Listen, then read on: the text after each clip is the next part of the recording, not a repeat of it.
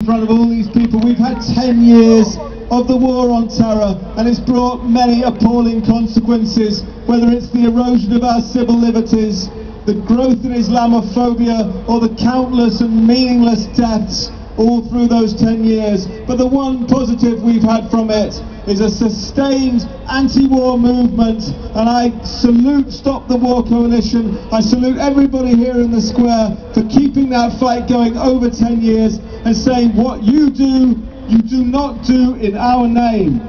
And War on Want joins in that call, because we know the real victims of the last 10 years have been the people of Afghanistan. Afghanistan is now one of the poorest countries in the world. Its people have suffered 3 decades of foreign occupation and civil war.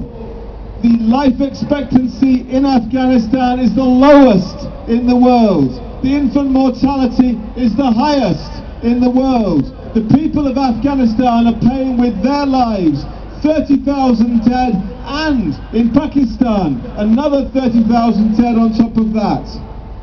But let's not forget, not everybody is made poorer by war. There are many companies which profit from warfare, and that could be the British companies linking up with Israeli companies for the next generation of British drones. The British drones which are currently bombing people in Afghanistan are being made in conjunction with Elbit, the #1 Israeli military weapons exporter. And that means our drones are using technology that has been road tested on Palestinian and Lebanese civilians. And we say we want an immediate embargo on all arms trade with Israel until it applies with international law. But we have a special message here today, a special message for David Cameron.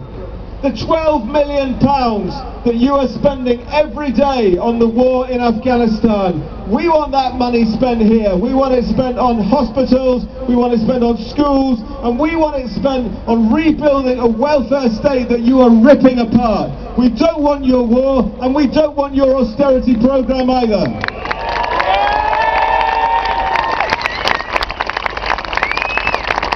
So I want to finish with this thought. The only war worth fighting in the world is the war on poverty. It's a war on injustice, and it's a war on inequality. And that's the war which we're proud to be standing shoulder to shoulder with all of you to fight. We stand in solidarity with all those people living under occupation, the peoples in Iraq, the peoples of Afghanistan, the people of Palestine, and the people of Western Sahara. Bring home the troops now and give the Afghan people back their country. Thank you.